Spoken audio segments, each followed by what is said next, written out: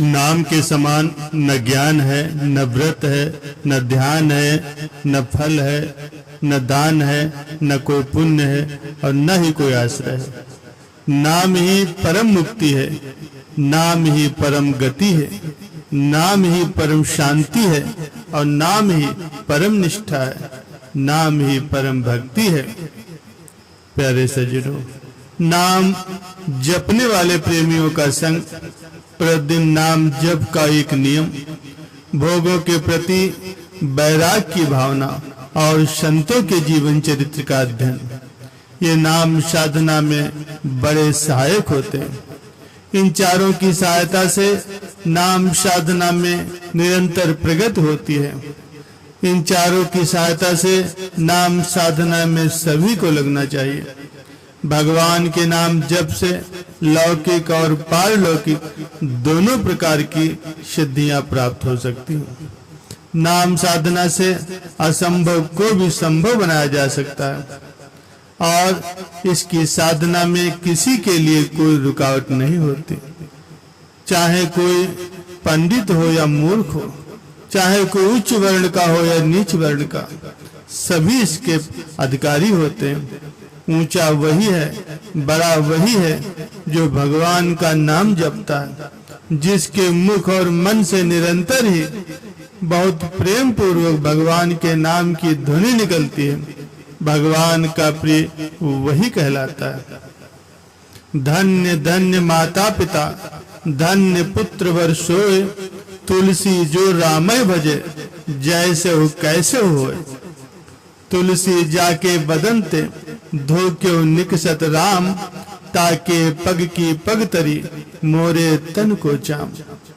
तुलसी भक्त सुपच भलो, भजे रैन दिन राम, ऊंचो कुल के काम को, जहां नहर को नाम।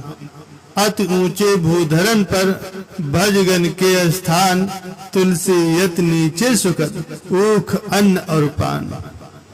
प्यारे सज्जनों, जिस प्रकार से अग्नि में दाह की शक्ति स्वाभाविक रूप से होती, उसी प्रकार भगवान के नाम जप से पाप को और इस प्रपंच में जगत के मोह को जला डालने की अद्भुत शक्ति होती है।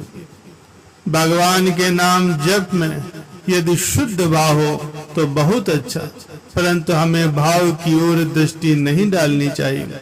भाव या कुभाव कुछ भी हो, नाम जप तो करना ही है।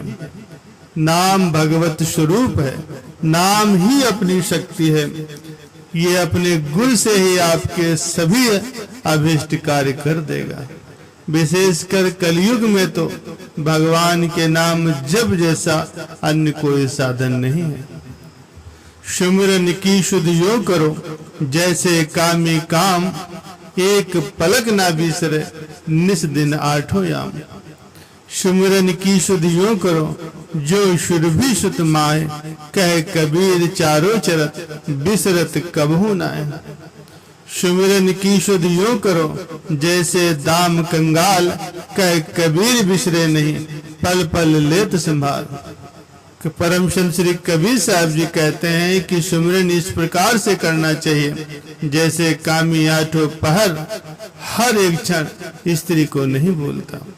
जैसे गाय वन में घास चरती हुई भी अपने बछड़े को हमेशा ही याद रखती है, जैसे कंगाल अपने पैसे का पल पल संभाल करता है, जैसे कोई हिरण अपने प्राण दे देता है लेकिन वीणा के सुर को नहीं भूलता।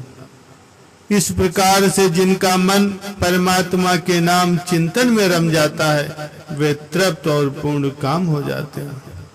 प्यारे सज्जनों, एक बार रावण राजा दशरथ के पास गया।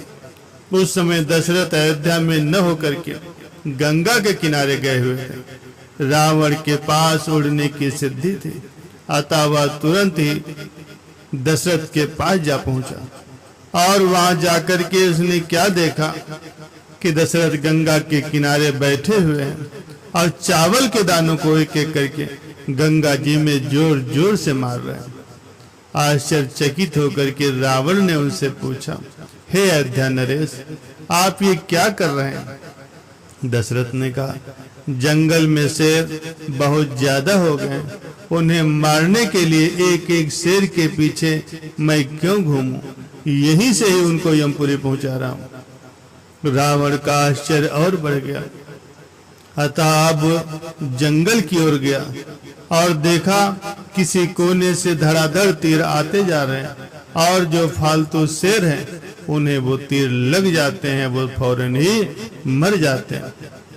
प्यारे सज्जनों, स्कंद पुराण में एक कथा आती है कि काशी नरेश की कन्या कलावती के साथ मथुरा के दरसाह नामक एक राजा का विवाह हुआ था।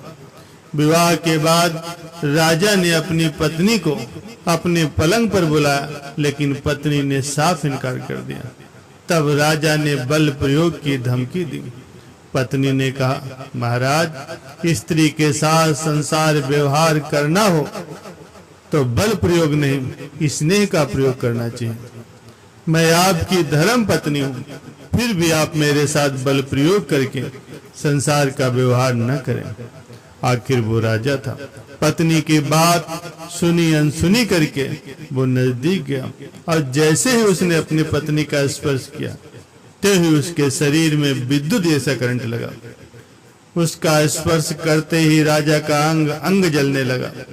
वो दूर हट गया और बोला, महारानी, क्या बात है? तुम इतनी सुंदर और कोमल हो, फिर भी तुम्हारे शरीर के स्पर्श मात्र से ही मुझे जलन होने लगी।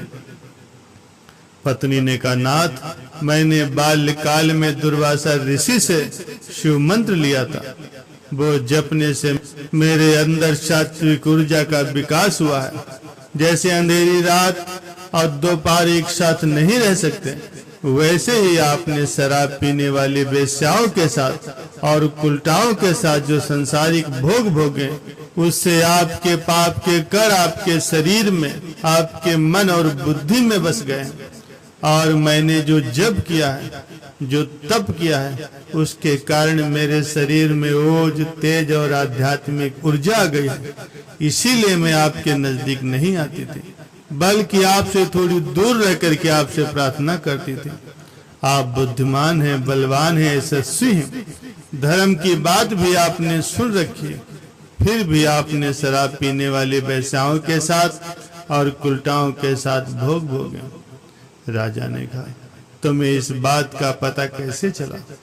रानी ने कहा, महाराज, हृदय यदि शुद्ध होता है तो सारी चीजें पता चल ही जाती है।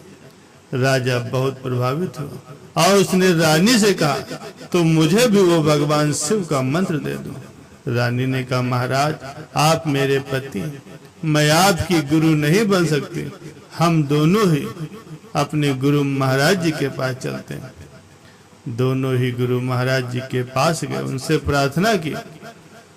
उन्होंने स्नान आदि से पवित्र होकर के यमुना के तट पर अपने शिव स्वरूप के ध्यान में बैठ करके राजा रानी को अपने दिव्य नेत्रों से पवित्र किया।